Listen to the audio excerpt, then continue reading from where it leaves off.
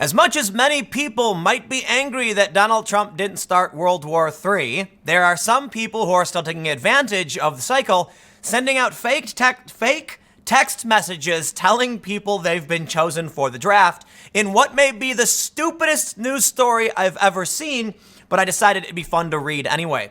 Army warns of fake texts informing U.S. citizens they have been selected for the draft. So what?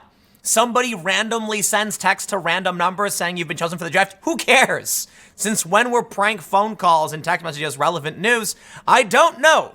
But I thought it'd be a great lead to talk about how upset the media is that Donald Trump gave a speech basically saying we're going to simmer things down. There's not going to be World War III. And lo and behold, at least for now, I could be wrong, but at least for now, I was right. Donald Trump did not start World War III. Amid the escalating tensions and the strike the other day, Trump said it looks like they're standing down. No announcement of retaliation other than some sanctions, so it could get worse, but I gotta say, this seems more like Trump is pulling back and doing it in a clever way. There's also news that Iran informed Iraq we're going to target these areas, just so you know, and my understanding is nobody lost their lives. I don't know for sure because there's been conflicting reports. But let's read the silly news first, and then I'll show you how sad Vox is. Aw, Trump made things worse, did he? ABC News reports. The U.S. Army advised Americans the military is not drafting individuals by any means, including through text messages. Texts have circulated this week alerting U.S. citizens that they have been selected for a military draft, according to a statement from U.S. Army Recruitment Command on Tuesday, calling them fake. The Army said they want to make sure Americans understand these texts are false and were not initiated by this command or the U.S. Army. The draft was last used in 1973 during the Vietnam War. Since then, the military has been an all-volunteer force, which is substantially more effective. Stop pretending there will be a draft. They're never going to draft. The draft is a bad idea, and they learn their lesson. If you have an unenthusiastic, resentful, and angry military, you're not going to function properly. You have to have people who want to join, who are proud, and they're doing it for a reason. Taking some 18-year-old kid who hates, here's what I said before. Could you imagine if they drafted like some Antifa dude? That'd be a disaster. Who wants that? Some purple-haired woman gets drafted or something. Okay, they don't draft women, but you get the point. The statement comes amid escalating tensions between Iran and the U.S. since the killing of Qasem Soleimani, who led the Quds Force. Soleimani was killed. We know that. Okay, so the Ayatollah said, a vigorous vengeance. And we cruelest of mankind on earth, blah, blah, blah. Yeah, we get it. Okay. They say the Selective Service System, which holds a list of potential recruits in the event of a draft, said they are conducting business as usual after experiencing high traffic volumes amid the tension.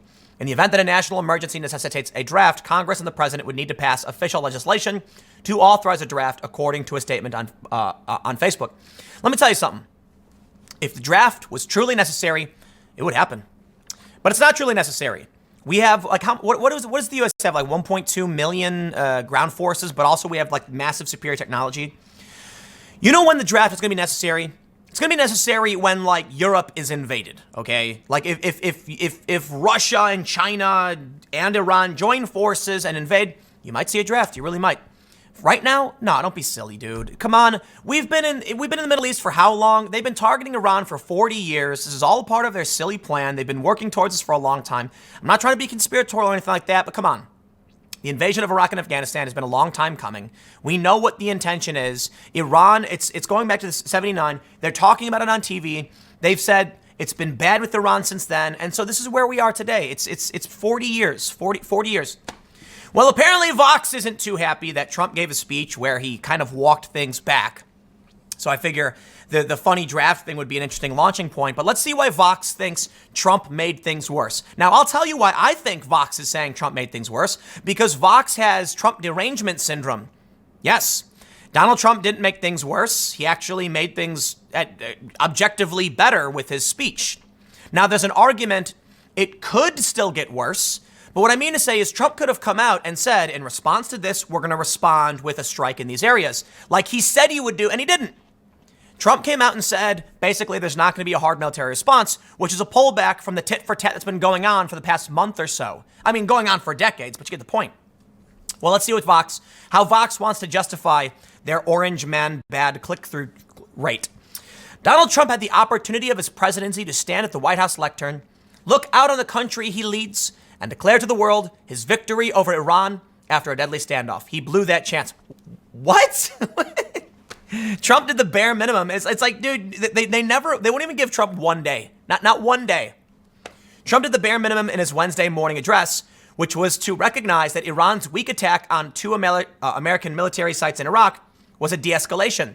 Instead of specifically targeting U.S. troops at Al-Assad Air Base in Erbil, it appears Tehran may have missed them on purpose, leading to 0 U.S. or Iraqi casualties. And Trump said it looks like they're standing down. Let's calm things down. He said, we are looking for peace. How great would it be if we got a peace deal with Iran finally after 40 years? What are we doing in the Middle East anyway? Most of the conflict, now don't get me wrong, man, Iran does bad stuff. Yashar Ali did this whole segment about what, Iran's strategy has been over the past several decades. And he made a really good argument for why we need to stop them. I mean, it was kind of scary, talking about targeting diplomats in foreign countries and stuff like that. So, yeah.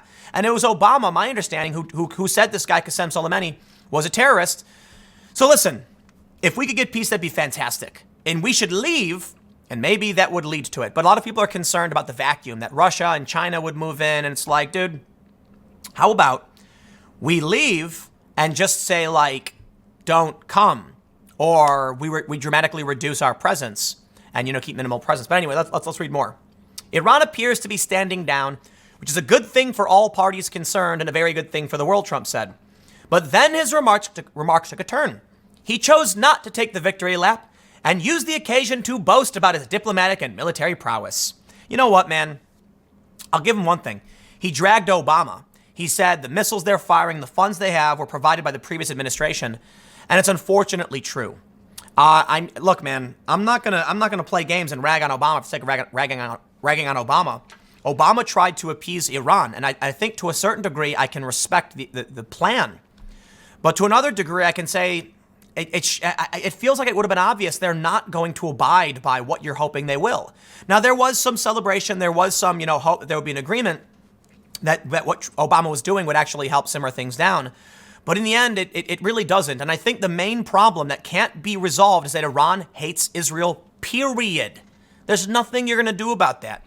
Like, the U.S. could leave, Iran is still going to hate Israel. And this has been going on since 1979 or whatever, so I don't know what you could expect. Obama thought he could pull something off, and unfortunately, it didn't work out the way he had hoped.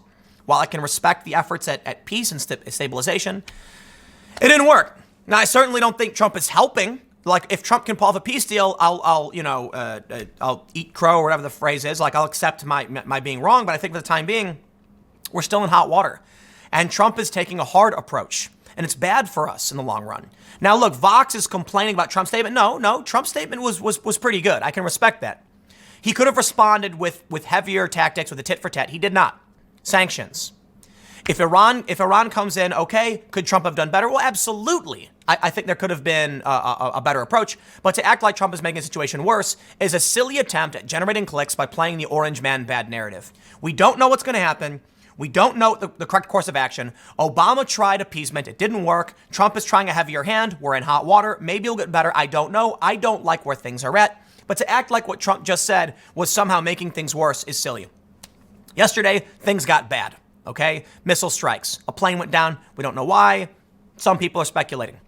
Trump could have come out and said, how dare you fire at our allies? Instead, he said, okay, all right. Nobody lost their lives. We're going to impose some sanctions. That's a step back, okay, from the military tit for tat. If we were following the same course of action, Trump would have responded with a military strike. Instead, sanctions. So we're good. We're pulling back a little bit. This is a good thing. Let's encourage everybody to pull back. Doesn't mean Iran will. It doesn't mean Trump doesn't have his finger on the trigger. I'm just saying, to act like this was making things worse. They say Iran aims to force Trump to lift the sanctions campaign by bombing oil tankers in international waters, wrecking Saudi oil fields, et cetera, et cetera. Yes, I understand that. But they were doing that, and there have been sanctions on Iran for a long time. It's insane to think that, like, the appeasement and giving them money, which they use to make weapons and build up their forces, was solving the problem. They're just turning around and using them again. I don't know what to tell you, man. I'm not an expert on Iran. I'm not going to pretend like I know about the history of Iran and the Middle East. All I can tell you is, for one, we should leave. We have 5,000 troops in Iraq. They voted to get rid of us, and we're saying, no, we should leave. We should leave Afghanistan as well. People are concerned about the vacuum. You know what? I don't care. Is that our responsibility with the world police? Okay? Russia and China might move in. So what? It's not like we're invading Africa because China's moving in Africa. They're doing that. You know that, right? No one's arguing, but what about the vacuum in Africa? China, what are you going to do? What are we doing? We're not going to invade Africa. So what are we doing in the Middle East? Whatever, man. This is a stupid segment. I don't know. Stick around. I got 2 more stupid segments coming up in a few minutes, and I'll see you all shortly.